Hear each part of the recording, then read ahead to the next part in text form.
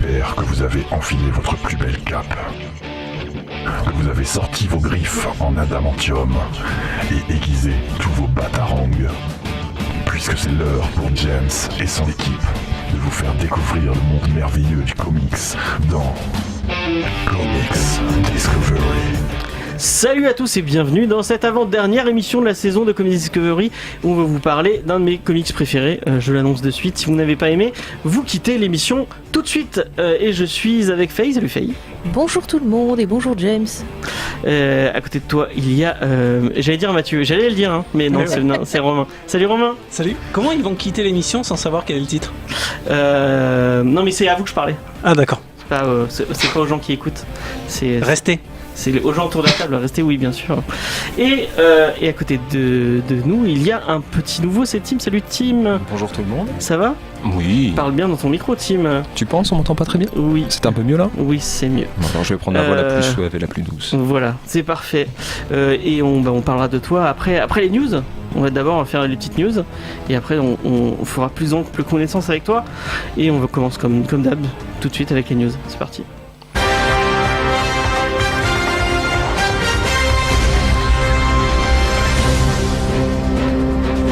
Alors c'est le feuilleton de cette année, on en a parlé maintes et maintes fois autour de cette table. C'est le rachat de Time Warner par AT&T qui a enfin été approuvé par la justice américaine. Je vous le rappelle, si vous ne le savez pas, la firme OW, donc Warner, qui appartient à DC, qui appartient à toutes les licences Harry Potter, tout ça, qui est un géant du média, des médias aux États-Unis, est en train de se faire acheter par un géant de la télécommunication américaine, AT&T.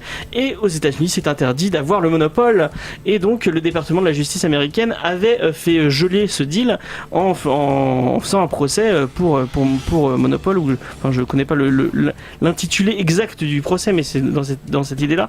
Mais le juge fédéral Richard Leon a décidé qu'il n'y avait pas assez de preuves en faveur de la justice américaine, donc le deal, qui n'est pas de moins de 85 milliards de dollars, aura bien lieu, à moins qu'il fasse appel, et ça va donner beaucoup plus de thunes à Warner, et possiblement des petits changements dans les petites rumeurs que j'ai entendues en ce moment. C'est une rumeur, et ça se trouve c'est complètement vérifié. C'est Maxime d'ailleurs qui me l'a dit. Soi-disant, il voudrait ressortir une directeur cut de Justice League version Snyder. Mais elle n'existe pas. Elle n'existe pas, cette version non, donc arrêtez de dire n'importe quoi, s'il vous plaît. Mais ne t'énerve pas. Quand on parle de Justice League, je m'énerve. Mais donc calme-toi, jeune James. Plus de thunes chez Warner, c'est peut-être pas mal. Hein. Est-ce que ça leur permettra de faire des bons films, on verra. 80 millions pour Suicide Squad 2. Ce qu'il faut, c'est engager quelqu'un de compétent qui dise ok les gars, vous avez merdé, on va garder ce qui est bon et on va reprendre ce qui est pas bon et essayer d'arranger le bousin parce qu'il n'y a rien qui se tient, quoi. Après c'est pour la Warner, c'est pas uniquement pour DC. Que pour les comics. Peut-être que voilà, ils ont déjà fait des millions de très bons films, des millions, j'abuse un peu, mais en attendant, si jamais ils arrivent à refaire quelque chose comme Harry Potter, au final. Alors pareil sur Harry Potter, les créatures fantastiques. On verra en décembre. Enfin, les rumeurs qu'il y a, c'est pas hyper engageant non plus. Ah bah, déjà rien que sur Dumbledore. On verra voilà. bien. Mais ce deal ne touche pas que Warner et AT&T, puisqu'en fait, on vous l'avait déjà parlé, la Fox qui est en train de revendre toute sa partie cinéma pour rester, je crois que il veut rester sur le sport et sur les news. Ouais, il veut rester sur donc Rupert Murdoch, pour les gens qui ne sauraient pas, c'est celui à qui appartient. Des news. C'est lui qui connaît toutes les vraies news. Ouais, les vraies news. D'ailleurs, c'est à lui qui me donne les news. D'ailleurs, là, il y a eu, j'ai lu ça sur Twitter, apparemment. Celui qui fait la série The Orville, ouais, c'est McFarlane, qui en fait a critiqué un peu la politique de la Fox, qui en gros obéissait à tout ce qu'on dit. Donc oui, c'est un peu particulier. À mon avis, lui, il va se faire taper sur les doigts. Donc en tout cas, ils veulent revendre leur partie cinéma. Donc tout ce qui est X-Men, tout ça. Disney a fait une offre à 52 milliards en actions, et en fait ils attendaient justement la fin du deal pour se dire est-ce que la méga fusion est possible ou pas, et là apparemment ça a l'air possible, puisque Comcast vient de renchérir en disant vous donnez 52 milliards en actions, nous on donne 65 milliards de dollars en cash. Donc c'est pas dit. Apparemment il y a des rumeurs encore comme quoi Disney pourrait faire une offre encore plus au-dessus que Comcast. Donc à mon avis cet été on en parlera un peu.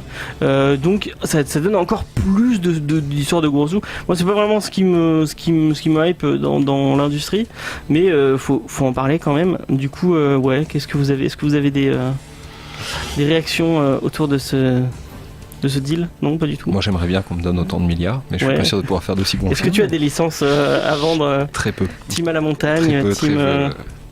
J'en ai quelques-unes dans cette histoire-là, mais pas vraiment comme ça. D'accord. Après, ce qui compte, c'est voir ce qu'ils vont faire et surtout ce que ça va donner au niveau des prochaines productions. Parce qu'encore une fois, on s'éloigne de plus en plus de l'aspect artistique pour l'aspect... l'aspect financier. Voilà, l'aspect financier, c'est dommage. Donc. Après, est-ce qu'on peut pas arriver à un point de jonction entre les deux? Il y a quand même pas mal de films en ce moment qui tendent à retourner vers ça. Je pense que l'avenir nous le dira en fait. Quand on regardera, d'ici 10 ans, quand on regardera sur toute la période 2000-2010, 2015-2018 même, et sur tout ce qui a été fait, est-ce qu'on considérera ça comme un val étalage de merde ou au contraire est-ce qu'on se dira quand même ils ont bien géré sur ce coup-là? Et ça donne un peu plus de pendant aussi au service de streaming de DC qui va sortir cet été, parce que avec AT&T qui est vraiment très fort en télécom, de serveurs, tout ça, ils auront la structure pour pouvoir faire un vrai service de streaming à la Netflix. Donc peut-être que pourquoi pas on aurait. Il y a aussi Disney qui va faire son. Ouais, mais ils le sortent tous en ce moment. Peut-être qu'on aura la chance de voir Batman Ninja en streaming avec une super qualité. Je l'ai toujours pas vu, moi. Il faudrait que je le mette. Fantastique. Voilà, on peut critiquer DC sur toutes les œuvres cinématographiques. Ah mais l'animation c'est leur. L'animation c'est leur étalon. Hein. Donc Batman Ninja, ok, ça pue l'hommage japonais. Pour pas faire de spoil, il y aura quand même des mechas qui se tapent sur la gueule. Killing Joke. C'est comme Batman Metal quoi. Comme sur Batman. Non, attends. Le truc, c'est que d'un point de vue purement animation technique, c'est irréprochable. C'est quand même l'équipe qui a fait Cowboy Bebop et Samurai Champloo. C'est Madhouse du coup qui est vraiment. Okay. Voilà, on n'a rien à dire. Mais en tout cas sur ce service de streaming, tu auras quelque chose que je pense que puisqu'on en a parlé un peu, va te hyper. Toi, c'est Young Justice saison 3 qui va arriver sur ce service-là et Titan, la série live. Je sais pas si moi ça me va pas trop du rêve, mais on verra bien. Mais moi après, j'ai peur de l'aspect revival parce que là on l'a vu. Les revivals, c'est pas. Ouais. Bon, je crois qu'on a fait un peu le tour. On va passer à la deuxième news. C'est parti. C'est une compositrice pour Captain Marvel, le film autour de Carol Danvers, donc incarné par Brie Larson, qui est actuellement en tournage, avec à sa tête le duo Anna Boden et Ryan Flex. On a regardé ce qu'ils avaient fait. Ils ont beaucoup travaillé pour différentes séries, notamment Big C, celui en français, où ils ont été scénaristes et ils ont réalisé quelques épisodes. Ils ont un peu le même CV que les frères Russo au final. C'est des gens qui viennent de la télé. J'espère pour eux qu'ils ont plus de talent. C'est vrai que tu n'aimes pas les frères Russo. Mais en tout cas, moi je trouve ça cool. Déjà, il y a une femme à la tête du film, et encore plus, il y a une femme qui va être. Donc c'est Pinar Tropak qui va composer. J'ai dû écorcher son nom, comme c'est pas permis, mais c'est pas grave. Qui a fait la bande son déjà de Fortnite, donc un jeu sur PS4 et sur PC aussi, qui est plutôt rigolo. Qui quand même met la hype à tout le monde. Voilà, on se rappellera de la superbe danse de Griezmann. Voilà. Ne détournons pas tous les sujets de société, ça vaut la peine. Alors je n'ai rien compris, je sais pas. Mais c'est un monsieur qui fait du football qui a fait une danse. Antoine Griezmann, qui est l'un des joueurs phares de l'équipe de France. C'est celui qui se maquille en noir. Et qui du coup avait fait la danse que tu fais quand t'as gagné dans Fortnite. Ah d'accord. C'est quand même, qu'on aime le jeu ou pas, on peut pas dénuer son impact en ce moment. Frères Rousseau ont adoré. D'ailleurs, il y avait le gant de l'infinité dans le jeu. Oui, il y avait Thanos dedans. D'ailleurs, j'ai testé le mode de Thanos, c'était plutôt sympa. Mais moi, j'ai pas de souvenir spécifique de la musique. En plus, j'y joue en écoutant des podcasts, donc je vais avoir du mal à avoir des souvenirs de cette musique. Bon, elle a fait des morceaux aussi de la série, de la musique de la série Krypton, que je n'ai toujours pas regardé. C'est sur ma liste de séries à tester. Ça n'existe pas, ça, non? Si, ça existe, c'est sorti. Ça, pour moi, non. Pour toi, ça n'existe Pour pas. moi, ça n'existe Ok. Mais en tout cas, moi, je trouve ça cool que ça soit une compositrice. Ça énerve Faye. Alors non, mais je vais t'expliquer pourquoi. Moi, je rêve d'un monde où un jour on n'aura plus besoin de faire du news en disant ah mon Dieu, une femme réalise un film d'action. Oui, ah mon Dieu, une femme fait une musique. Ça veut dire que l'industrie se met petit à petit à l'égalité. C'est cool. Mais non, l'égalité, c'est de prendre une personne pour son travail et pas pour son sexe. Et moi, je veux qu'on arrive à plus avoir besoin de faire des news pour dire il y a une femme qui réalise ça. On n'a pas cette égalité. Je suis désolée. Et puis ce qui m'énerve, c'est pourquoi dans ce cas-là tu mets pas une femme sur Avengers. Pourquoi forcément une femme, il faut qu'elle réalise un film de femme? Alors je suis tout à fait d'accord avec toi, mais je pense qu'en fait c'est ce qui est en amont de ce que t'attends. C'est-à-dire que avant que ça soit comme aujourd'hui, tous les réalisateurs qui étaient noirs, et c'était toujours oh mon Dieu, regardez, il est noir et il réalise un film. Voilà, même des scénaristes. Mais c'est juste le prémisse à ce que t'attends. En tout cas, je l'espère. Bah, j'espère aussi parce que j'en ai un peu marre. C'est avec des petits pas, tu vois, comme ça qu'on avance vers l'égalité. Mais ça m'énerve. C'est comme avec un certain film Oceanite aussi qui m'énerve profondément aussi. On l'a toujours pas vu, donc. Oui, mais déjà le principe de base, c'est des filles. On va voler quoi? Des bijoux dans un truc de mode. Voilà, c'est exactement ça. Et j'en ai marre. Moi, j'ai pas compris pourquoi on pouvait pas avoir des bandes de voleurs mixtes. Voilà. Non, il faut vraiment qu'il y ait des voleuses d'un côté et des voleurs de l'autre. Voilà. Dans le code des voleurs. Il y a du cul, sinon. Il y a du cul qui se met dans la ligne. C'est obligé. Et ben dans Haute Voltige, il y avait Sean Connery et Catherine Zeta-Jones. C'était très bien ce film. Ils ont fini ensemble, ils ont fini mariés, un truc comme ça. Non, ils finissent ensemble, mais pas mariés, je crois. Mais sur la fin. Mais ils finissent ensemble de toute façon. Mais il était très bien ce film. Non, il est nul à chier. Mais non, il y a Sean Connery, il a une moumoune, c'est très bien. Voilà, bon, je crois qu'on a fait un peu le tour. Moi, je trouve ça cool. Romain, une petite. Moi, pareil, le jour où on arrêtera de l'annoncer, je trouve ce sera mieux. Non, on n'aura atteint pas, je suis tout à fait d'accord avec vous. Mais c'est bien c'est bien. Parce que va me citer un. Mais pour l'instant, si on le cite, ça veut dire que c'est pas normal, quoi. Non, mais je veux dire que ça sort de la norme, mais ça devrait pas être pas normal. Dans la culture populaire, va me citer quelqu'un qui fait de la BO de film.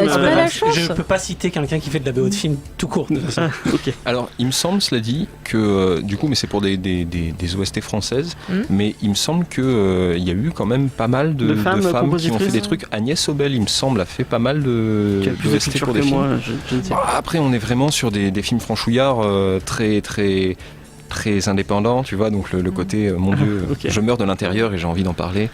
Voilà. Je suis handicapé. Après, moi, comme je disais en off, moi, ma compositrice préférée, qui a fait beaucoup d'OST japonaises. Oui, mais elle a pas fait de cinéma. Bah, elle a fait un film ou deux films au Japon. Ok. On va passer à la dernière news. Et c'est Sean Murphy qui dessine le nouveau costume de Batgirl. Puisque Barbara Gordon va quitter sa période Burnside. Donc pour vous rappeler, il y avait eu une espèce de relaunch, reboot avec Brendan Fletcher et Cameron Stewart où Barbara retournait à l'université et elle quittait Gotham pour le quartier. C'est un quartier ou c'est une ville? Je ne sais plus. Je crois que c'est une ville. Il me semble que c'est un quartier qui est tellement grand que ça devient une ville. Ok. C'est comme Bloodhaven pour non Bloodhaven je crois que c'est une vraie ville. Enfin bon, c'est pas grave. Donc pour Burnside, donc qui est une ville universitaire ou un quartier universitaire, dites-nous en commentaire. Donc elle va revenir à Gotham pour un nouveau relaunch et c'est Sean Gordon Muffin qui refait le costume. Donc moi j'aimais vraiment le costume de Burnside. Il avait un côté plus urbain, plus pratique, je trouve. Il y avait un côté, on dirait vraiment qu'elle avait une veste et il y avait des zips dessus. Ouais, il y avait des zips dessus, ouais. Je trouve ça homemade. Là, elle est repassée chez Wayne Enterprise et puis elle a eu un beau costume bien fait, quoi. Voilà. Donc on va avoir une nouvelle équipe créative sur le titre. C'est Margaret Scott au scénario et elle sera accompagnée de Paul Pelletier et de Elena Casagrande au dessin. Et Elena Casagrande, je crois qu'on l'avait vue à la Comic Gun et j'avais pas pris le dessin. Maintenant mais c'est très sympa ce qu'elle fait. C'est plaisir, Pelletier. C'est Aquaman Renaissance. Ah ouais, il est magnifique. C'est beau. Donc ce sera pour Batgirl 27 qui arrivera en septembre prochain. Moi j'aimais bien Burnside. J'aimais bien le fait que Batgirl ait son propre quartier ou ville, on ne sait plus, mais son truc à elle où elle faisait ses propres trucs. Là elle revient à Gotham pour je sais pas. Et du coup elle va être vieillie aussi en fait. Non, elle a le même âge, je pense. Tu vois, c'est bête, ça aurait été cool qu'elle vieillisse un peu, qu'on ait un peu une évolution quoi. Toi, tu aimes. Non, on est dans les comics, il n'y a pas d'évolution. Bah ouais, mais c'est pour ça que tu vois, il y a des fois je lâche sur des trucs de super-héros parce qu'au bout d'un moment. Regarde, c'est pareil, tu regardes Pennyworth, si tu veux savoir son âge, il a un jeune 60 ans. Ah ouais. C'est pareil, il aura toute sa vie un jeune 60 ans. Bruce Wayne, il a 30 ans pour toute sa vie. C'est des vampires en fait. C'est trop bien en fait. Maintenant il a plus sa quarantaine. Oui. L'âge du mariage, j'ai envie de dire. Donc ouais, est-ce que tu avais lu le truc de Cameron Stewart et Brandon Fletcher ? Alors, personnellement, j'ai toujours été un gros fan de la Bat Family, plus que de Batman, que pour le coup je porte pas forcément dans mon cœur.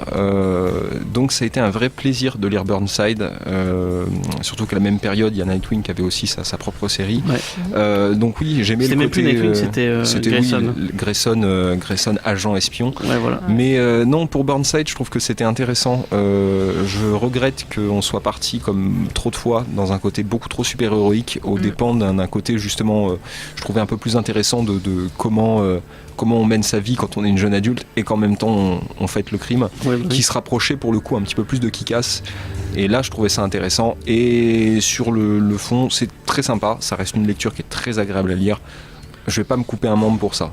Mais ça vaut la peine. En plus, il y avait des petits liens avec du high-tech et tout, les réseaux sociaux, tout ça.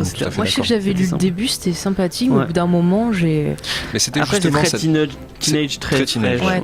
Mais voilà, c'était l'implication au début de justement le concept de socialisation et de Facebook et de la hype que ça pouvait mettre, et en même temps des problèmes qui pouvaient en découdre, qui étaient très intéressantes, qui surfaient un petit peu sur tout ce qui était harcèlement scolaire de l'époque. Ouais. Donc...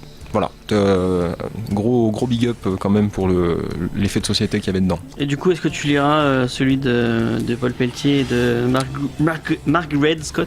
Je vais sûrement finir devant, ça c'est sûr, il va finir dans mes rayons, mais je pense pas que j'aurai la même hype que quand j'ai vu Super Sons et que mes yeux se sont mis à briller. Oui, mais c'est pas Séphir Jiménez aussi. Oui, mais non, c'est juste, voilà, donc oui. Allons-y pour Batgirl et découvrons justement ce que la féminité de la Bat Family peut mettre dans la gueule. Parce qu'on l'a pas dit, tu es libraire, on dira où peut-être après. Donc voilà. Et Romain ? Non ? Oui, tout à fait. Toi, t'es pas Batgirl. Batgirl, ça te parle pas trop. Non, c'est-à-dire que j'ai. Toi, tu lis des trucs de mecs. Je suis plus passé indé, ouais. J'ai du mal avec les trucs qui durent 30 plombes. Effectivement, les grosses séries, c'est un peu relou au bout d'un moment. Bah en fait, les comics, enfin les super-héros comme ça, c'est un peu comme un soap-opéra. Tu peux lâcher au bout d'un moment, tu reviens, tu vas avoir un petit temps pour remettre dedans. Tu vas avoir un temps pour étirer. Du coup, tu peux toujours avoir des périodes où t'en as marre, tu t'arrêtes. C'est bien, c'est que t'as toujours des portes d'entrée à chaque fois. Bah, là, c'est une porte d'entrée parfaite pour si t'as envie de te mettre à Batgirl en VO. Ouais, mais je trouve que DC a fait beaucoup de portes de sortie et très peu de portes d'entrée pour moi dernièrement. À voir avec la punchline est lâchée. Après, je trouve ça intéressant aussi parce qu'au final, Batgirl, c'est quand même pas Batwoman qui, elle, se veut être un personnage plus sombre, qui est du coup l'un des premiers super-héros à avoir mis en avant sa sexualité. Pour le coup, Batgirl, c'est plus l'héroïne qui répond aux attentes on va dire des vieux ados, donc ceux qui approchent des 16, 17, 18 ans. Donc ça pourrait être intéressant pour ramener pas mal de lectorat féminin vers ce que j'espère sera un bon comics. Bah, le truc de Burnside l'était déjà en son cas. Si vous savez pas quoi lire et que vous êtes une adolescente et que vous avez envie de lire du comics, je pense que vous pouvez aller vers ça va vous plaire, c'est assez sympathique. Je pense qu'on a fait un peu le tour de la question. On va passer une espèce de petite interview pour que les gens apprennent à connaître Tim. Donc j'ai sélectionné 2-3 questions pour les gens qui se souviennent pas. Il y a maintenant, t'étais pas encore là, Romain. On avait fait une vidéo où on avait fait les 15 questions pour un lecteur de comics. On les refera peut-être cet été. Moi, tu me l'as jamais fait. Je te l'ai jamais fait. Non, parce que c'est moi qui avais filmé la vidéo. T'avais filmé la vidéo, effectivement. Je trouvais une vanne à dire, mais je l'ai pas pris, donc je le ferai pas. Eh bah tant mieux, garde-la. Du coup, j'ai sélectionné, j'ai pas sélectionné les 15 parce que ça va être très long sinon.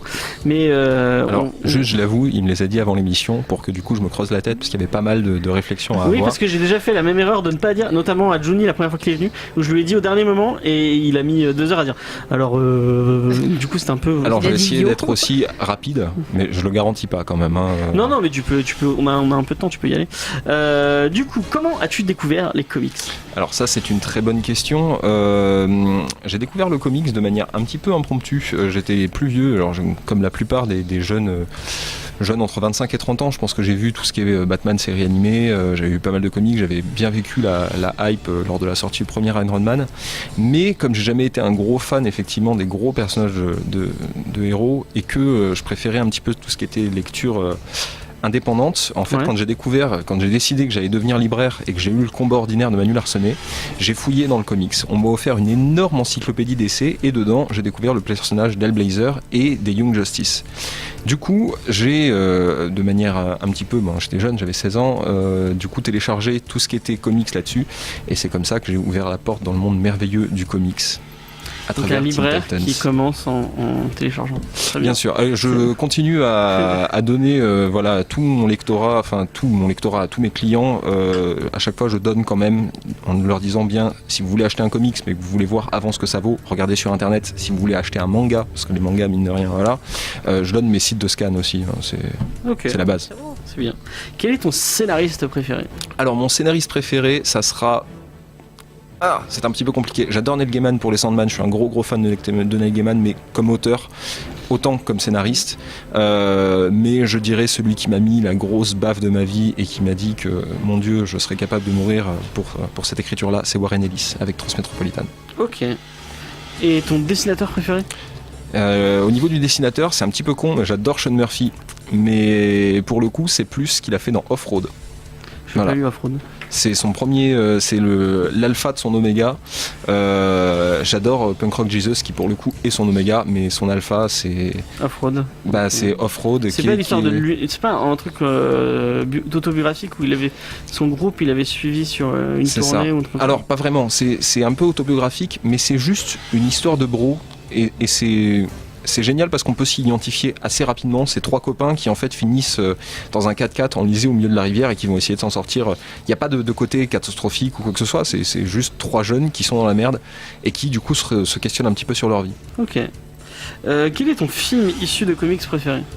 Waouh, ça c'est une question qui est difficile. J'ai pas la réponse. Je pense que ça sera le plus gros film que j'ai aimé, c'est V pour Vendetta. Et après j'ai lu le comics. Et après j'ai pu le regarder. Mais j'ai pu regarder V pour Vendetta. Tu gâches le livre en regardant le film. Non, j'ai revu Iron Man 1 il y a pas longtemps. Oui, il est bien. Et il est très bien. J'ai adoré Iron Man 3. Je pense pas avoir de film typique de comics qui me préfère. Pas de Gardien de la Galaxie ou Non, j'ai kiffé, mais voilà, c'est pas. Ok. Je vais pas me couper un membre pour ça non plus. J'en profite juste pour dire à la technique, tu peux passer à l'autre bête s'il te plaît. Merci.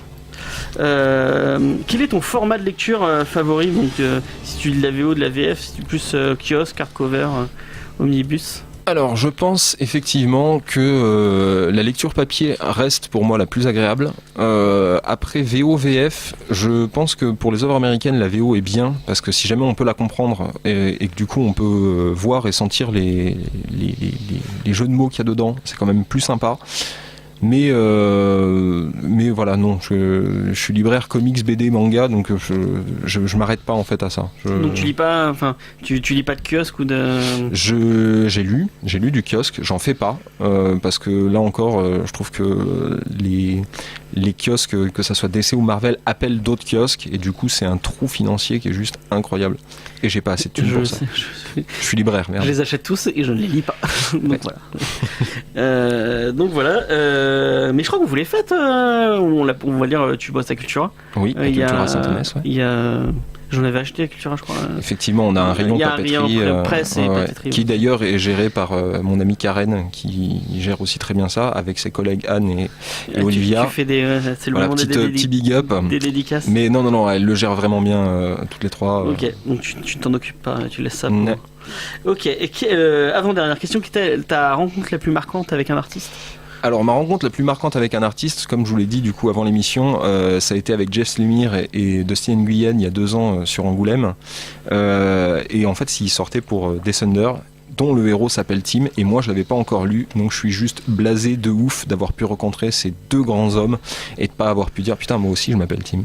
Et du coup tu leur as fait signer quelque chose, même pas Non, c'était... en fait j'adore les salons. mais je fais pas de dédicace. J'en ai jamais. J'en ai une, je crois, qui m'a été faite par un dessinateur de Métamorphose, mais parce qu'on avait bien déconné, mais en soi non, je m'en fous. Tu demandes pas de dessin Non, moi juste le rapport, voilà. Si tu veux avoir d'autres, je pense ma plus grande rencontre avec un auteur, ça a été la blague que j'ai faite aux frères Bogdanov, quoi. Mais c'est des auteurs de comics. C'est des auteurs pas de comics, mais non, au niveau auteur de comics, je demande pas de dessin parce que je m'en fous. C'est juste la discussion qui me plaît. Moi j'adore les dessins. Ah bah ça, j'entends bien. Et quel est le titre que tu conseillerais pour débuter les comics? I Hate Fairyland. Ok. Si jamais quelqu'un veut commencer le comics, lisez I Hate Fairyland. Mais le truc un peu trashouille. L'auteur, c'est Scotty Young, voilà, qui est un auteur qui est très connu pour avoir fait pas mal de covers de Marvel et certaines des fois de DC, mais il y en a très peu. X-Men Baby, enfin tous les Marvel Baby. Tous les X-Men Baby, tous les Baby, tout le AVX Baby. Mais avec I Hate Fairyland, il a permis, en fait, c'était son purgatoire quand il écrivait tous les œuvres de Frank Baum, l'auteur du Magicien d'Oz, avec son pote, non, pareil, j'ai oublié le nom. Il a pas fait un truc avec Gaiman sur le Magicien d'Oz Il avait fait, alors c'était pas avec Gaiman, mais avec un autre mec, où justement ils ont adapté toutes les œuvres de Baum en comics. Et comme Baum, il écrit d'une manière hyper chiante, et je rigole pas, quoi. C'est chaque page, j'ai besoin d'une tête, j'ai besoin d'un cœur. Sérieusement, va les chercher. Et du coup, I Hate Fairyland, c'est vraiment son purgatoire, et c'est grandiose. Ouais. On l'avait fait, je sais plus quelle est l'émission c'est en saison 1, on l'avait fait. Ok, on a fait un peu le tour. Est-ce que vous avez des questions, Faye, Romain? Non, ça va. Okay. Ça suffit. On va passer à la première pause musicale. Et c'est Taxi Thérapie, Romeo et Vills, et j'ai oublié le titre de la chanson. Comme d'habitude, ce n'est pas grave. Bonjour, c'est Marguerite Sauvage et j'écoute Comics Discovery. Et c'était Taxi Thérapie et Romeo Elvis, et j'ai encore oublié de demander, je crois que c'est Itzal. Ouais, c'est ça, c'est Itzal. J'aime beaucoup cette chanson, même si les paroles sont un peu... Je me disais, on joue passer ça en radio. Ouais, bon, c'est pas grave. Du coup, qu'est-ce qu'on voulait... Oui, on voulait vous parler de Lock and Key avant de commencer la review à proprement dit. Et d'ailleurs, c'est Tim qui se lance dans le grand bain. Dès la première, il fait la review. Mais je pense que t'as l'air d'avoir le bagou pour pouvoir lancer le truc. Mais avant, je tenais à dire qu'on a fait une vidéo. Normalement, je devais la sortir le même jour, mais je me suis dit, elle était finie et j'avais envie de la sortir. On s'est remis à faire de la vidéo. Ça fait un moment qu'on n'avait pas fait de vidéo, en fait, sur la chaîne. Et du coup, moi, j'ai donné mon avis un peu sur le titre. Du coup, ça veut dire que tu parleras pas? Non, je vais quand même parler, mais je vais être un peu moins. Je vais en parler un peu moins. En tout cas, si vous voulez mon avis et mon avis un peu plus profond, allez voir la vidéo qui est sur la chaîne YouTube. Elle est dans le lien de la description si vous écoutez en podcast. Et qui vaut la peine pour le coup. Du coup, j'ai regardé. Merci, c'est gentil. Voilà. Mais je finis avec, parce que je l'ai annoncé dans la vidéo, mais je vais revenir sur mes titres préférés de la saison 2 et je vais essayer de faire une vidéo sur chaque titre que j'ai aimé. Je pense que le prochain ce sera peut-être My Friend Dahmer qui m'a vraiment marqué. Donc voilà. Et après Kingsman? Et après Kingsman, ouais. Non, Kingsman, je crois que c'est le pire truc que j'ai lu cette année. Oh, t'abuses, il était sympa. Après, j'aime vraiment pas Mark Millar. Mark Millar me sort par tous les pores de la peau. Oui, mais c'était une pause sucrée. C'est pareil, on en avait, juste rapidement, on en avait discuté par rapport à Batman Metal. C'est la première fois depuis longtemps que je peux lire du Romita Junior sans gerber. Ça m'a fait plaisir. Déjà Kick-Ass, mais Kick-Ass, tout le monde dit ouais, lisez Kick-Ass, c'est trop bien. C'est tellement de là, on est sur Lock and Key, oui, pas du temps. Lock and Key, ouais, on n'a pas beaucoup de temps en plus. Donc vas-y, je te lance. Alors Lock and Key, c'est un comics qui a été réalisé par Hill et Rodriguez, qui est sorti en Amérique. Alors en 2008 qui a fini en 2014, il est sorti en France entre 2010 et 2014 la fin. Alors on va faire juste un tout petit retour rapide pour bien situer la situation. Hill, c'est le fils de Maria Hill et de Stephen King, donc le mec arrive quand même avec un certain bagage. Il a fait son premier roman, Le Costume de mort, en 2008, son deuxième en 2010 qui était Korn, qui a été adapté au cinéma avec Daniel Radcliffe, que je déconseille fortement cependant. C'est celui que tu m'as dit qu'il fallait pas que je vois. Voilà. Si vous avez peur des serpents, ne regarde pas ce film. Qu'on soit bien d'accord, là en parlant simplement de l'auteur, c'est de loin l'un des meilleurs auteurs que j'ai lu, et Korn est de loin l'un des meilleurs livres polars que j'ai lu, et j'en ai lu une tétrachier. Pour tout ce qui est du reste, je vous enjoins à lire sa biographie qui vaut vraiment la peine. Gabriel Rodriguez, lui, c'est quand même un petit peu il a fait The Cape, je sais pas, il a fait The Cape aussi, mais The Cape c'est pas un comics. The Cape en fait c'est une adaptation d'une nouvelle qu'il a fait dans son recueil de nouvelles Fantômes qui est sorti en 2010 en France, et que j'enjoins à regarder aussi parce parce qu'il est vraiment très différent, j'abuse un peu, mais le comics va pousser plus loin. Il a quand même été regardé par Hill et vaut aussi la peine. Okay. Mais pour le coup, voilà. Donc Rodriguez au dessin pour Lock and Key. Rodriguez qui était un petit inconnu, qui avait fait Seduce et Secret Show, qui étaient des œuvres de Clive Barker. Il a fait aussi Land of the Dead de Romero. Et après il a fait quand même quelques comics des experts, donc c'est vraiment voilà. On arrive avec ce groupe en 2008 d'un auteur qui s'appelle Hill, qu'on connaît pas trop, et un auteur dessinateur Rodriguez, bon ok, pas très connu. Et là on tombe sur Lock and Key, le premier, Bienvenue à Lovecraft. Ce comics a encensé la critique à sa sortie. En 2009, il a été encensé par la critique plutôt. Il a été. Et il l'est toujours d'ailleurs. Encensé en 2009, il a été nominé pour le prix de la meilleure série et du meilleur scénario. Il gagnera du coup le Eisner du meilleur scénario en 2011, en recommençant et donnant ainsi ouvrant la voie en fait à Joe Hill pour tout ce qu'il va faire après. Alors, effectivement, la critique, sans spoiler, a reproché à la fin de Lock and Key d'être quand même assez déroutante. Ouais. Ce que, du coup, on verra ça après, mais personnellement, je trouve génial. Mais Lock and Key, qu'est-ce que c'est ? Eh bien, c'est très simple. C'est l'histoire de la famille Locke, dont le père, Rendell, est conseiller d'orientation, et qui, en fait, après avoir essayé de conseiller certaines personnes, va être tué dans sa maison, obligeant sa famille à déménager dans la maison familiale qui se trouve dans la ville de Lovecraft. Dans le Massachusetts. On trouvera donc là-bas sa femme et ses 3 enfants, Tyler qui est le grand frère, Bud qui est le petit frère, Kinsey qui est la middle et qui est du coup la jeune fille, Nina la maman, qui vont du coup rencontrer là-bas Duncan, l'oncle des enfants, qui est aussi un personnage homosexuel. Donc c'est pas grand-chose, mais en 2008 c'était encore un petit peu tender de mettre ça, et il a mis ça sans aucun problème. Et ils vont en fait découvrir Bud en premier, donc le plus jeune, découvrir des clés faites dans un alliage assez étrange qui du coup va permettre d'avoir quelques effets que du coup je ne peux pas dire comme ça à la radio. Parlons simplement de la clé de la tête qui permet en fait d'ouvrir son crâne, son cerveau, et d'y ôter tout ce qui nous dérange, nos peurs, nos émotions, notre tristesse. Les souvenirs, voilà. Tout va être vraiment mis pour amener le lecteur vers Dodge. Dodge, c'est le méchant qui a déjà été enfermé par Rendell plus tôt des années auparavant et qui va du coup ressortir d'un seul coup. Et moi c'est un méchant qui m'a je l'ai trouvé il est ignoble, mais en même temps il est séducteur. Tout le long t'as l'impression qu'il a 10 coups d'avance sur tout le monde tout le temps.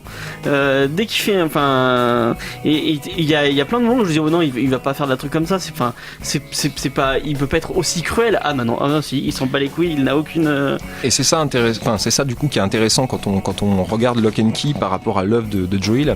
Le premier tome va commencer comme du Stephen King. Mais au final, on va s'orienter petit à petit vers la véritable marque de fabrique de Joe Hill, qui est vraiment, comme je vous le disais plus tôt, cette passerelle entre Neil Gaiman, qui est le maître du fantastique, et son père, Stephen King, qui est le maître du fantastique horrifique. Réussir à donner à ces personnages, même aux méchants comme Dodge, un côté méchant, mais en même temps un côté assez rationnel et sensible. Ils sont humains, ils sont vachement humains. C'est ça, c'est l'humanité qu'il incarne dans ces personnages. Et ça, c'est grandiose. Qu'on suive Tyler qui essaye d'arriver à surpasser le décès de son père, Kinsey qui elle essaye de surpasser la tristesse qui est due à la perte d'un membre de sa famille, et enfin Bud qui lui va essayer de grandir dans tout le marasme de cette tristesse. C'est des personnages qui sont authentiques, et ça c'est la grande force de Joe Hill. C'est pour ça que du coup quand j'ai vu les critiques dire ça, j'ai quand même lu quelques trucs qui vraiment répudiaient l'auteur en disant c'est de la merde, une fin comme ça. Ils ont cité Lost d'ailleurs par rapport aux fins, mais je me tairai là-dessus. Je trouve qu'au contraire, avoir réussi à mettre cette fin, dont je ne citerai pas, c'est un choix et un parti pris de l'auteur. Et c'est une grande force de réussir à finir sa série en laissant quand même une petite ouverture. Voilà, donc c'est, je pense, et comme beaucoup de mes collègues qui sont simplement des libraires ou au contraire des directeurs de librairie, Lock and Key est le meilleur comics qui existe depuis 2010. Moi c'est un de mes comics préférés, mais je sais pas si je dirais le meilleur. Est-ce que Romain, t'as un petit avis à donner sur Moi je trouvais que c'était un super comics, et c'est clair que les personnages sont super bien écrits. On comprend vraiment toute la tristesse, et ça part du coup du meurtre du père. On voit tout ce qui se passe au niveau de toute sa famille pendant ce meurtre-là. Et ça va affecter chaque personnage différemment. Il y a la sœur qui a tenté de protéger son petit frère qui va réagir justement en fonction de cette inaction. Il y a le grand-fils qui a essayé d'aider son père, du coup il a un autre problème. Et mais il a la culpabilité aussi, voilà, parce qu'il a un peu enclenché le truc de la mort de. Enfin, j'ai l'impression que dans sa tête c'est comme ça. C'est parce que on spoil juste le premier. À un moment, il dit à un personnage, j'aimerais que tu tues mon père, et finalement ce personnage va tuer son père. Il s'en rappelait même pas sur le coup. Et c'est ça qui est assez fort, c'est que c'est des paroles anodines qu'on prononce. Tout le monde dit comme un ado dit, j'aimerais que mon père soit mort, etc. Sauf que là, voilà, c'est poussé à fond. Il y a quelqu'un qui l'a écouté. Ouais. Et chaque personnage vit son deuil différemment. C'est même la mère qui a un deuil qui va se noyer complètement qui va dans se la noyer déprime. Au sens propre comme au figuré. Effectivement. Et ils sont vraiment il n'y a aucun personnage qui est laissé pour compte, même les personnages secondaires sont plutôt bien écrits.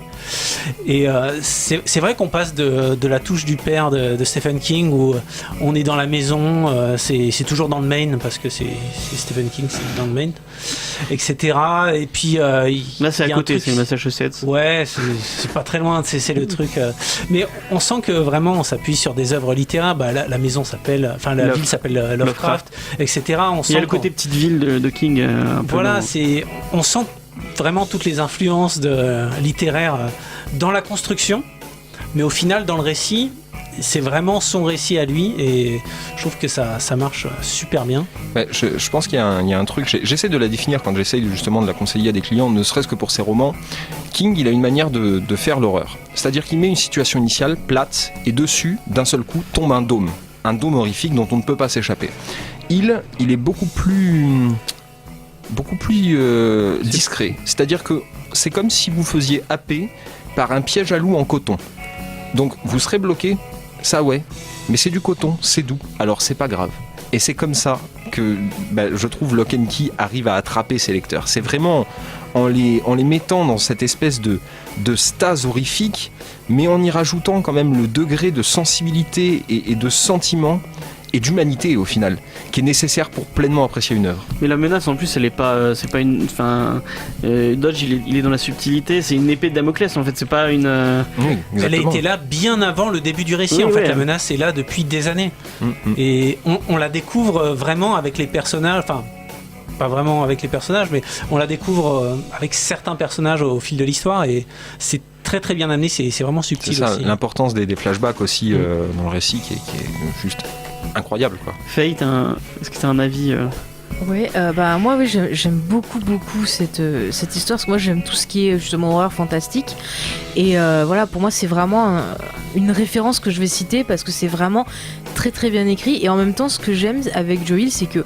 il pourrait souffrir du syndrome de fils 2, mais en fait lui il est très intelligent, et ça se rapproche pas mal du parcours du fils aîné, c'est-à-dire qu'il va prendre l'image du père, il va utiliser ce que son père lui a appris pour justement dire voilà de quoi je suis parti, mais moi je vais utiliser ça autrement, et j'ai d'autres influences, et ces influences m'ont apporté autre chose, et voilà tout ce que ces influences donnent sur moi. J'ai peut-être des choses que je partage avec mon père, mais je suis bien plus, et j'ai trouvé ça super, je trouve ça super intelligent son écriture, et les persos voilà m'ont touché. Et c'est vrai que ce que tu disais au niveau de sa façon de faire monter la peur, c'est là on peut le rapprocher un peu du remake de ça, c'est qu'on va avoir une peur qui va venir du quotidien, c'est-à-dire que chaque personnage va créer quelque part ce qui va le terrifier. Ça va être le fils aîné qui se rend compte que c'est peut-être lui qui est responsable de la mort de son père, l'autre qui va être triste, donc elle va, voilà, et ainsi de suite. Et c'est nous-mêmes qui créons nos propres peurs par rapport à notre vécu en fait, et c'est l'inverse de ce qui va être le fantastique par exemple, ou l'horreur, qui est genre notre réalité qui est subitement coupée par un fait extraordinaire. Voilà. Donc c'est peut-être plus fort et plus adéquat avec notre époque aussi. J'en profite pour rebondir d'ailleurs juste sur ce que tu disais par rapport à ce qu'ils pouvaient faire par rapport au père. Ils ont fait ensemble un roman qui s'appelle Plein Gaz, et qu'ils ont sorti en 2014, qui est grandiose et qui permet justement de voir le parallèle entre les deux. Donc voilà, à l'occasion, si je le conseille franchement. Si vous avez envie de lire et de découvrir Joe Hill et en même temps de rester un petit peu dans la nerve Stephen King, ça passe complètement. Mais il y a un truc qui est vraiment bien dans ce comics aussi, c'est qu'il arrive avec un truc fantastique et horrifique, mais il arrive à toucher à des thématiques en lisant l'intégrale de Lock and Key, il y a forcément un truc qui va ce que je disais dans la vidéo, il y a forcément un thème ou une émotion par un des personnages qui va vous rappeler ce que vous avez vécu dans la vie de tous les jours. Et vas-y. Dans les critiques, il y avait un parallèle fait avec la fin de Lost, et j'ai envie de faire le même parallèle mais positivement, à savoir que comme Lost, toute l'histoire c'est un voyage où justement on va revivre nous-mêmes des choses qui nous ont touchés, des choses qui nous ont inquiétés, on va réfléchir avec les personnages et les accompagner dans ce voyage et on va en sortir différemment. Et c'est ça que je trouve cool. Au final, la fin, qu'on aime pas, bon voilà, c'est tout ce qu'il y a eu avant qui est super important. Donc c'est des œuvres comme ça que moi j'aime conseiller, parce que c'est des œuvres qui peuvent apporter beaucoup que le simple divertissement en fait. Et là je pense que je vais citer un grand philosophe moderne qui s'appelle Orelsan, en disant que le plus important dans un voyage, c'est pas tant l'arrivée, c'est surtout le chemin pour y aller. Effectivement, et on n'a pas parlé de l'esthétique, mais moi je trouve qu'au début j'ai eu un peu de mal, les visages surtout me rebutaient un peu, je trouvais qu'il y avait un air un peu spécifique, mais en fait Rodriguez il est super talentueux. Moi il y a ce que je disais dans la vidéo, il y a des planches qui m'ont fait penser à Watchmen, le côté la symétrie, il apporte beaucoup de symétrie dans ses plans, je trouve qu'il joue vraiment beaucoup avec son découpage, et il y a des moments un peu hommage. Il y a tout un passage hommage à Watterson qui a fait Calvin et Hobbes, qui est vraiment très très cool. Faye, tu voulais Ouais, je veux dire, il y a un côté aussi assez hispanique dans les visages. J'y ai pas pensé au moment où on a fait la vidéo, mais j'y repensais après. Ma grand-mère, elle avait des petites assiettes qui venaient d'Espagne, donc de sa famille, où il y avait des petits personnages, souvent des petits enfants qui étaient dessinés et qui avaient des traits qui étaient assez similaires justement aux traits des personnages. Alors pour le coup, Rodriguez, après, il s'est carrément inspiré des œuvres de Ramos. Comme beaucoup d'auteurs actuels, au final, il s'est quand même bien imprégné de son taf à lui, que je recommande aussi pour l'intégralité de son œuvre. Mais pour le coup, effectivement, il y a, je pense, un truc qui est important dans le comics qu'il faut pas oublier. Autant la BD franco-belge, on n'aime pas le dessinateur, on lit pas la BD, soit. Mais il faut pas oublier que dans le comics, le dessinateur est choisi par le scénariste et non pas par l'éditeur. C'est-à-dire que si le scénariste a choisi ce dessinateur, c'est pour une raison. Et là, il a pris la bonne décision. Je pense pas que quelqu'un d'autre aurait pu aussi bien coller en fait. Je suis d'accord, ils se marient bien, on a l'impression qu'ils se comprennent et que le dessin va renforcer l'idée et vice versa. Et tous les attraits fantastiques sont vachement originaux, je trouve. Il n'y a pas de truc qui me rappelle trop de. Vraiment, il y a. Tous les monstres entre guillemets, ou même t'en as parlé tout à l'heure, quand on ouvre sa tête, il y a une personnification de nos souvenirs ou de nos émotions, et je trouvais que c'était vachement à chaque fois super original et super bien trouvé. Je trouve vraiment qu'il y a vraiment une inspiration gothique aussi, au fait que le fantastique ça va servir à raconter des sentiments. Et c'est vrai que par exemple, je sais que beaucoup de gens n'aiment pas ce film, mais je pense à Crimson Peak de Guillermo del Toro, qui a aussi cette ambiance très gothique, mais qui raconte autre chose en utilisant des codes du fantastique. Mais le film parle de toute autre chose qu'une simple histoire de fantôme. C'est ça, c'est une évolution. Après, il aurait été, et du coup pour les auditeurs qui ont un peu peur de ça, l'idée des clés pourrait paraître un petit peu putaclic, genre oh mon dieu, je passe au niveau 2, j'ai enfin gagné une nouvelle clé.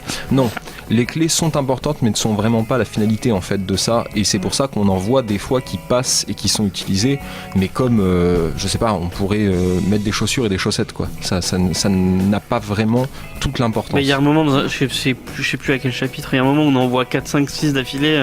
Ouais, c'est dans le il y en a qui 5, reviennent même plus. Oui. Il y a beaucoup de clés qui sont utilisées pour essayer de contrer, on va dire, l'ennemi, mais oui, c'est pas au final des choses qui sont aussi importantes que ça.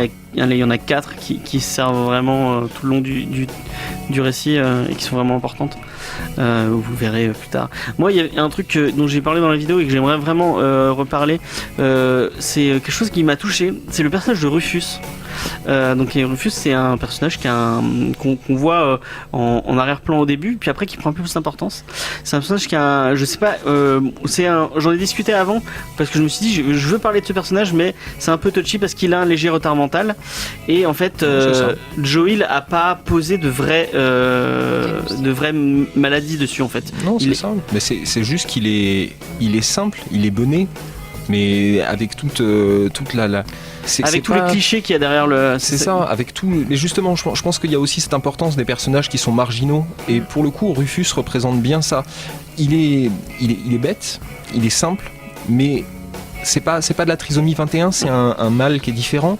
Et pour le coup, ça n'empêche pas pourtant au personnage d'être doux, d'être tendre, un petit peu à la manière de Forrest Gump, au final. Et moi, j'ai été étonné j'avais jamais vu une écriture de personnage handicapé aussi intelligente et aussi. T'as vraiment l'impression. Il y a plein de moments où on se retrouve avec son point de vue et j'ai trouvé ça intelligemment écrit. Et avec. On a vraiment. On voit le monde tel qu'il le voit et tel qu'il le ressent. Et j'ai vraiment trouvé ce personnage super touchant et super cool. Et il a une vraie utilité dans l'histoire. Ouais. Au début, quand on commence à le rencontrer, on se dit bon, c'est on dirait un peu un running gag et c'est assez bizarre. Et en fait, on se dit non. Quand on continue, on se dit il y a une vraie utilité à ce personnage. Mais tous les personnages ont un petit moment de gloire. Personne n'est délaissé. D'ailleurs, je trouve que tous les personnages ont une part importante dans l'histoire. Ouais. Et ce personnage-là, il est quand même approfondi. C'est assez étrange pour un personnage qui parle à travers ses G.I. Joe, c'est très étrange. Et pourtant, il est approfondi, on apprend son histoire, on apprend certaines choses et je trouve qu'il est très bien écrit quand même. Ouais, c'est vraiment super bien écrit. Tous les personnages, on va pas rester centré sur l'intrigue uniquement, on va suivre tous les personnages et tous les personnages sont plutôt développés. On voit les amis d'école avec qui avec qui ils vont courir, avec qui chaque personnage qu'ils vont rencontrer.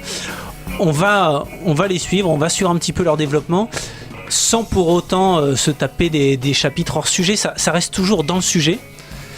Et c'est l'intérêt d'avoir le chapitre centrique un peu à la Game of Thrones, pour ceux qui ont lu Game of Thrones, où tu as un personnage, un chapitre correspond à un personnage. Et je trouve ça vraiment intelligent, ça nous permet d'avoir, comme tu le disais, par exemple, le meurtre du père, on va le voir de plusieurs façons différentes, à chaque fois selon la façon... Mais contrairement à Game of Thrones, quand on voit le début du chapitre, on se dit « Ah merde, j'avais pas envie de suivre Brienne de Tarse à l'autre bout de Westeros qui fout rien. » Là, effectivement, là on lit et c'est cool. Ouais. En fait, c'est un peu ça. Je pense que Lock and Key, c'est pas une histoire. C'est une ramification de l'histoire qui se rencontre. C'est une ramification d'évolution qui vont se rencontrer sur un point culminant. Et en ça, quel comics existe qui soit comme ça ? Il y en a pas. Il n'y en a pas parce que c'est le premier. Et j'espère, avec vraiment beaucoup de plaisir, de vivre assez longtemps pour avoir la chance d'en découvrir de nouveaux et de vivre assez longtemps pour continuer à voir l'explosion. On l'a pas dit, il y a la suite qui est en train de... Alors, c'est un spin-off. C'est un spin-off, c'est pas vraiment la suite, c'est en fait comment ces clés ont été faites. Ah, c'est un gros préquel qui se passe du coup les années où les clés sont faites, c'est-à-dire qu'on est quand même dans les années 1600 plutôt. Gabriel Rodriguez s'occupe du dessin encore, il s'occupe encore du scénario. J'en avais eu un autre avec... merde, comment ça s'appelle ? Je l'ai dit tout à l'heure en plus. Small World, ouais. Donc je crois qu'il y a 6... Non, il y a peut-être 5 ou 6 issues, donc un TPB. Je sais pas comment ils vont le sortir en VF. Mais en tout cas... je pense que ça sera contenu dans les bonus, en tout cas je l'espère. Mais je compte sur le travail de IFI. iComics, voilà, à chaque fois je pense à IFI. Donc iComics, qui est les nouveaux représentants de Milady pour gérer le truc, sachant qu'ils ont quand même déjà sorti pas mal de bons trips qui envoient un peu du lourd. On va faire un petit mot sur l'édition, je l'ai dit dans la vidéo. On l'a vu dans tout ce qu'ils ont fait pour l'instant. Il y avait vraiment un travail sur l'objet en tant que tel. À chaque fois ils sortent des beaux objets. The Few, même si le comic c'était pas foufou, il y a vraiment un travail sur la couverture c'était vraiment très beau. I Kill Giant, on l'a vu justement quand tu avais apporté ton numéro, Romain, c'est magnifique. J'adore ce bouquin, est vraiment magnifique. Mais au-delà de ça, ils ont réussi aussi. Alors je sais plus si c'est eux, j'ai un petit doute par rapport à Rick et Morty. Oui, c'est eux aussi. C'est eux aussi. C'est pas mal non plus. Et c'est surtout le travail qu'ils font sur les Tortues Ninja. J'ai pas eu entre les mains le Tortue Ninja, mais il est beau. Alors moi j'ai eu Tom de Star Wars Direct qui est très très fan, qui attend toujours que tu en parles. Et on en parlera ça, si on a l'occasion, je serais ravi d'en parler aussi. Ils ont enfin sorti ce que j'attends depuis 5 ans, c'est-à-dire l'apparition de Dark Leo. Et non, ils font un travail d'édition qui est admirable. Et là encore, au même titre qu'Urban, je pense qu'on peut dire que oui, c'est des vrais passionnés. C'est, je sais pas si tu vois qui c'est, Sullivan Rowe. qui est l'ancien rédac chef de Comics Blog qui fait ça. Donc quelqu'un on a eu dans l'émission d'ailleurs sur Last Man. Donc ouais, c'est quelqu'un qui fait les choses bien, on le salue d'ailleurs, je sais pas s'il écoute, mais c'est vraiment tu l'as eu entre les mains du coup le premier tome il est sorti déjà, ouais. Oui, il est déjà sorti effectivement. Et du coup c'est beau, c'est Lock and Key, ils ont vraiment fait un véritable travail, c'est-à-dire que ce qu'on pourrait reprocher ce dont on parlait justement avant, il y avait un intégral qui était sorti. Il y a la Master Edition. La Master Edition était grandiose, mais les tomes uniques qui étaient sortis en préambule étaient déjà assez exceptionnels.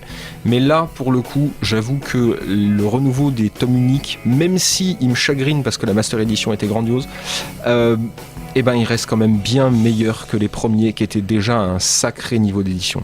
Donc non, l'œuvre est belle, l'objet est beau. Et si vous avez la chance de... Enfin moi j'ai réussi à les choper sur des sites où j'aime pas trop aller d'habitude, mais ils sont chopables. La Master Edition elle est chopable sur certains sites, donc si vous avez vraiment envie d'investir dans un très très bon comics, allez-y, parce que c'est la même édition qu'il y a en VO je crois. Ils ont calqué le même truc et elle est vraiment très belle. Les couves sont magnifiques. Voilà, au pire on peut s'attendre que iComics les ressorte, je l'espère. Ouais, ce serait bien, ce serait cool.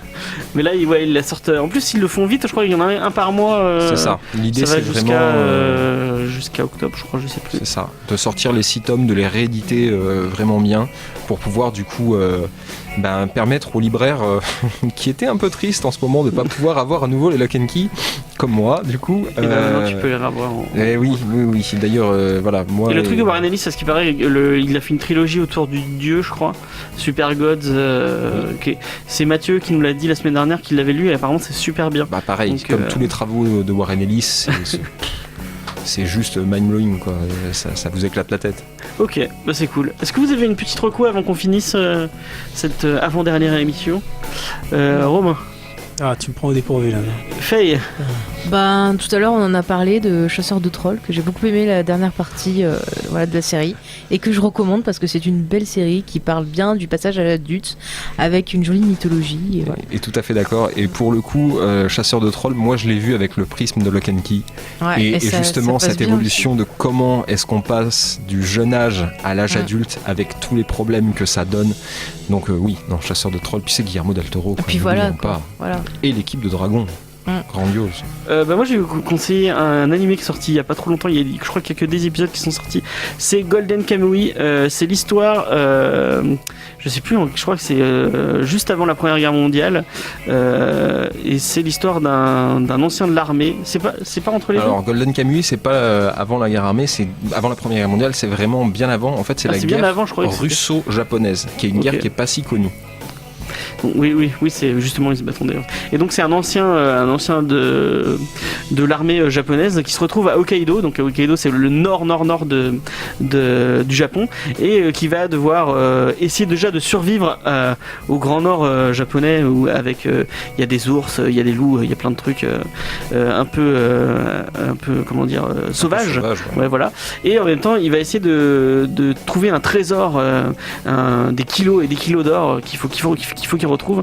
C'est vraiment très bien et moi ça m'a appris beaucoup de trucs parce que ça parle du peuple Inouï qui est un peuple qui vivait au nord du Japon, qui n'est pas le peuple japonais qu'on connaît d'habitude et apparemment qui a été un peu massacré par les Japonais et un peu mis au bord de la société, et on apprend vraiment toute une culture et tout un truc et c'est vraiment super bien. En fait, c'est les Indiens d'Amérique du Japon. Ouais, voilà, c'est la même chose. C'est carrément ça.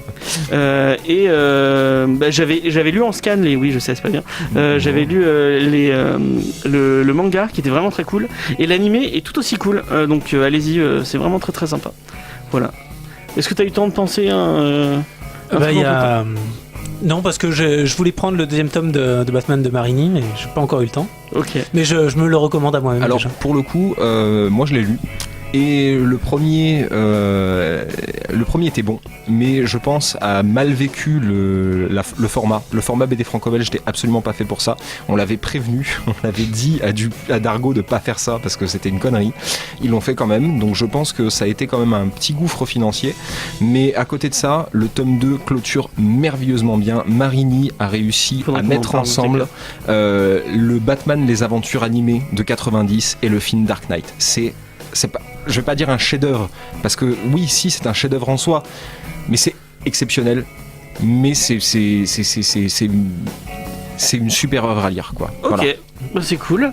Merci à Tim d'être venu. Vraiment, j'apprécie ton bagou et ton. Donc tu reviens quand tu veux. La semaine prochaine, c'est une émission un peu spéciale puisque nous allons faire les meilleurs de la saison 2 de Comics Discovery. On va essayer de les lire. Du coup, on va parler de I Kill Giant. On va reparler de I Kill Giant. En fait, je veux bien être là pour parler de ça. Je vais sélectionner tous les titres dont on a parlé et tu vas devoir, enfin tout le monde va devoir faire un top 5. Non, un top 5. Tu peux pas mettre 5 fois I Kill Giant et on va essayer de faire un top et en même temps je vais essayer de faire des quiz comme on avait fait un peu l'année dernière. Alors tu m'as pas permis, mais du coup je pense que c'est comics aussi, comics anglais que peu de personnes connaissent et qui est sorti et qui est grandiose aussi. Ah oui, c'est Lucie et sa licorne. Ok. Si jamais vous avez pas lu ça et que vous avez aimé Calvin et Hobbes, voilà, dans les sorties quand même assez récentes, Lucie et sa licorne, c'est un chef-d'œuvre. Ok. Et la semaine prochaine c'est la dernière émission, mais on continue en podcast. Donc moi je vous donne rendez-vous cet été avec l'été des classiques où on va parler des plus grands titres de Watchmen. Non, Watchmen on l'a déjà fait, mais des grands titres. Il y en a d'autres. On a dit qu'on allait faire du Hellblazer. Allez. Peut-être, on verra. Il faudra voter. Du coup, la semaine prochaine, on vous laisse avec c'est Fake qui a choisi. Fake chic. Voilà. Allez, à la semaine prochaine.